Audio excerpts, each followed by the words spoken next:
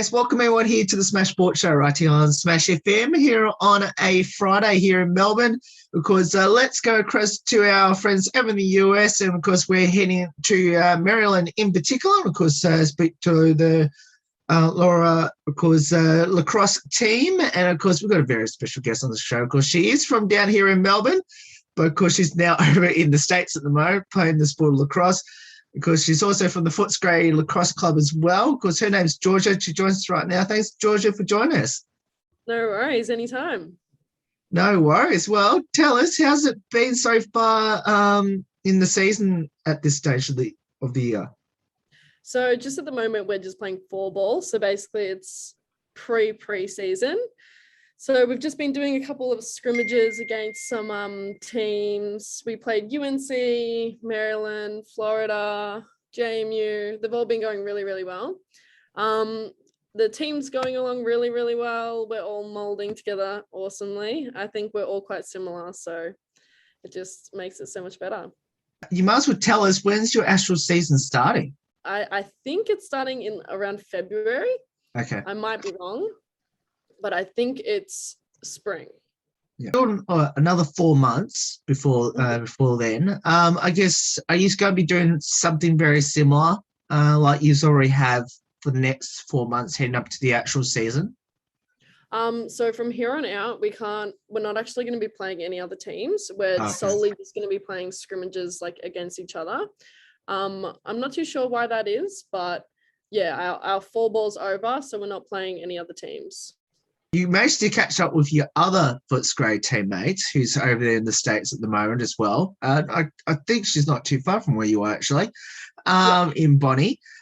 Tell us how special is that, at least having another Australian player and another teammate of yours not too far away from where you are. Yeah, it's something that is very much needed every once in a while. You like when you're really getting down on yourself or you're missing home, it's awesome to sort of just have a friend that's only an hour or two away that you can sort of catch up with and just feel a sense of home again. I've known Bonnie since I was like really, really young. So it's awesome to have like one of my best friends so close and just feeling a sense of home whenever she's around. I guess how much do you catch up with each other? I've only been here for 2 months, so we've only caught up once in that time span. But I'm actually going to Philly, where she is at the moment, in 2 weeks, I think, just for Thanksgiving break. I'm staying with my roommate, but I'll definitely see her a lot. Now, of course, there is also another Footscray player in the States as well, which is Steph. How good was it to be over there? Was she one of the major factors why you went over there?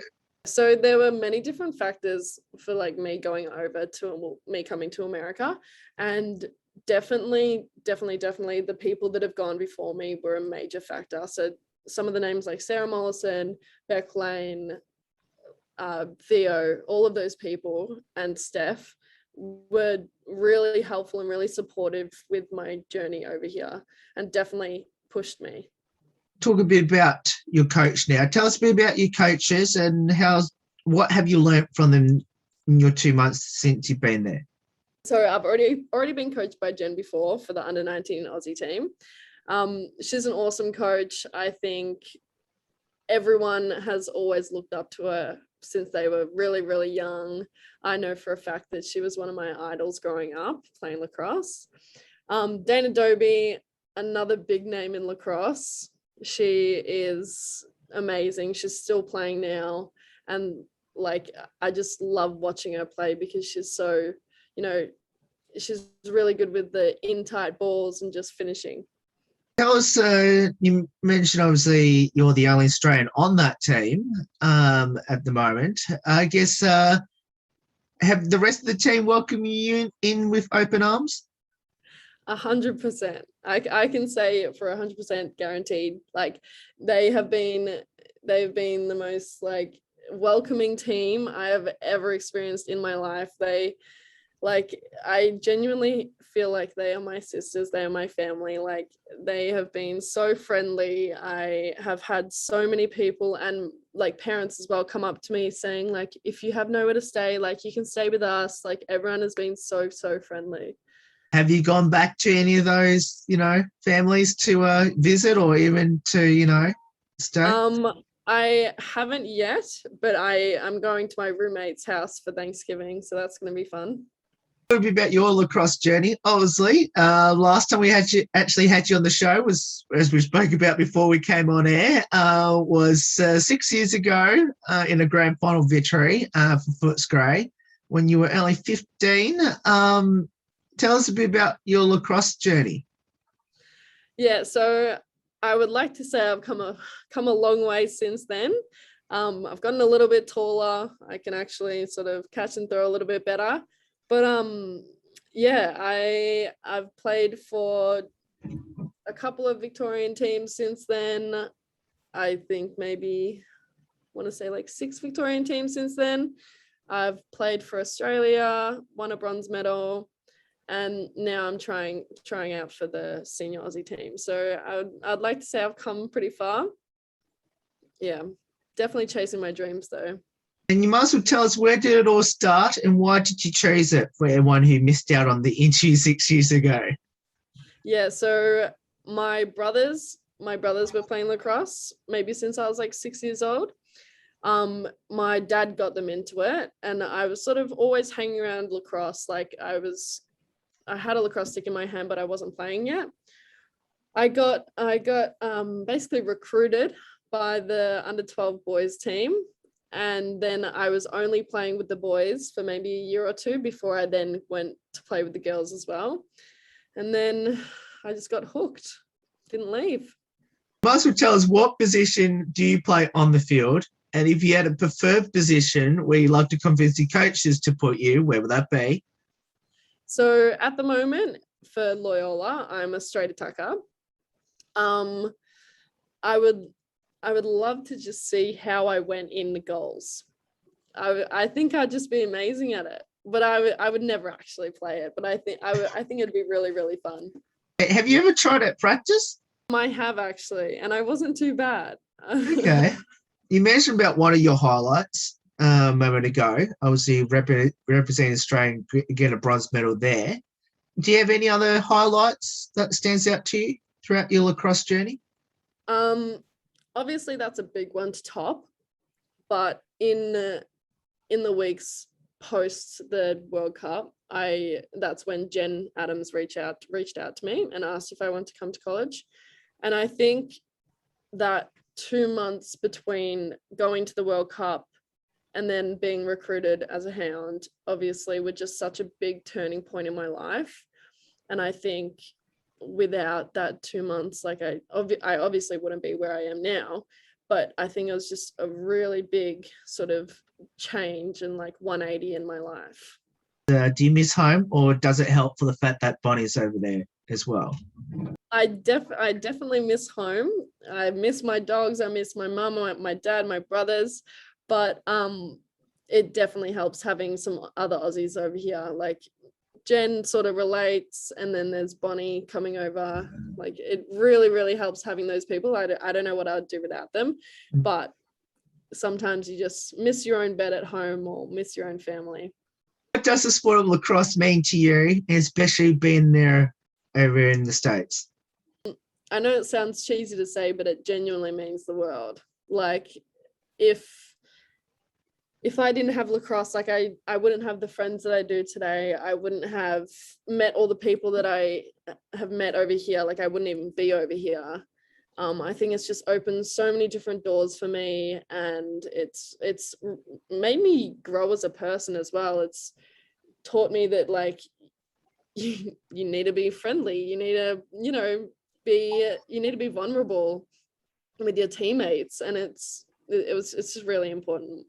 With that as well, you might as well give Footscray Lacrosse Club a bit of a shout out back home, and how special they've been. I'm sure obviously you've won quite a few premierships down here in the state league competition. How important have they been?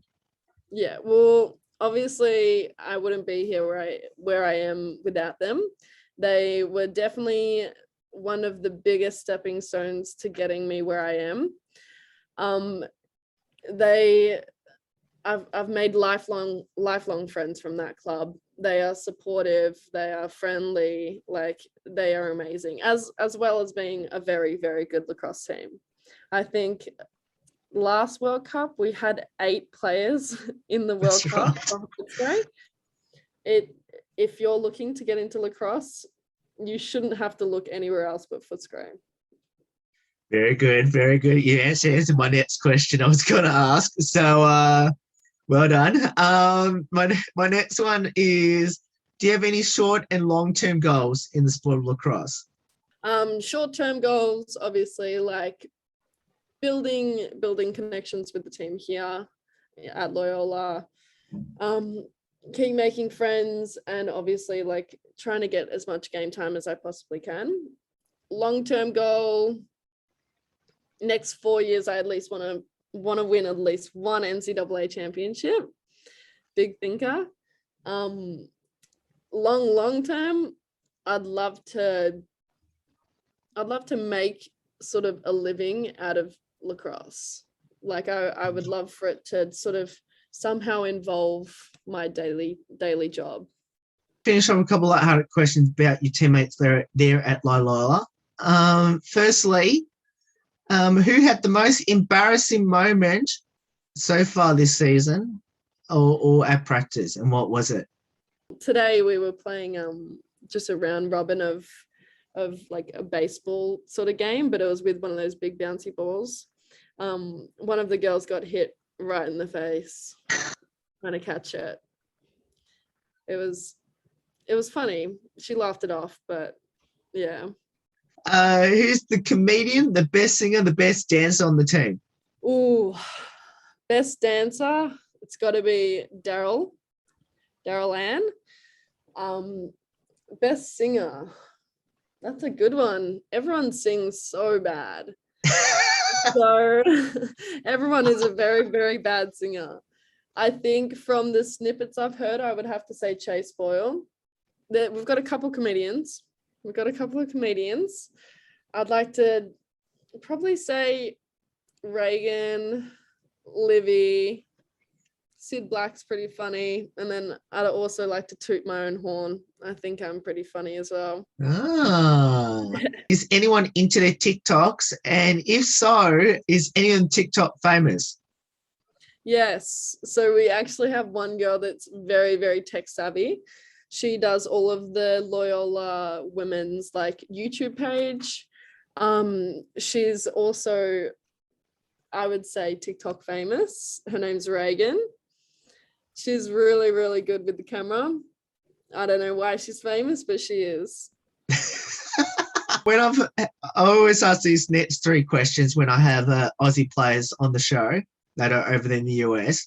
The first one is: have you convinced any of your teammates to come back to Melbourne with you? I have convinced probably 3/4 of the team to come back.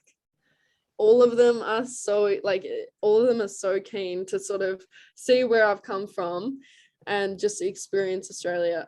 Some of them aren't so into the whole like spiders and snakes thing, but I've tried to convince them.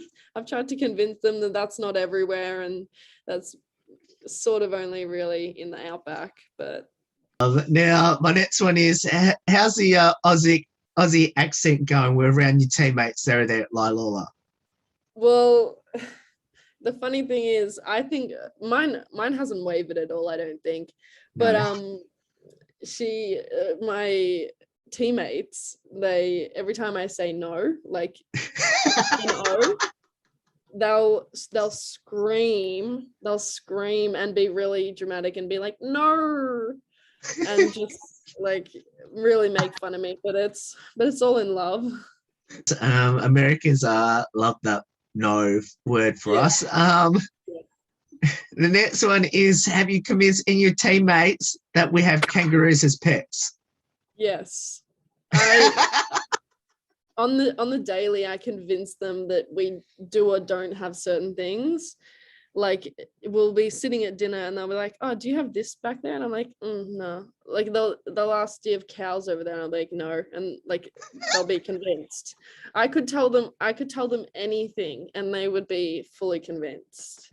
My next one is, how's the American accent going? I know you've only been there for 2 months.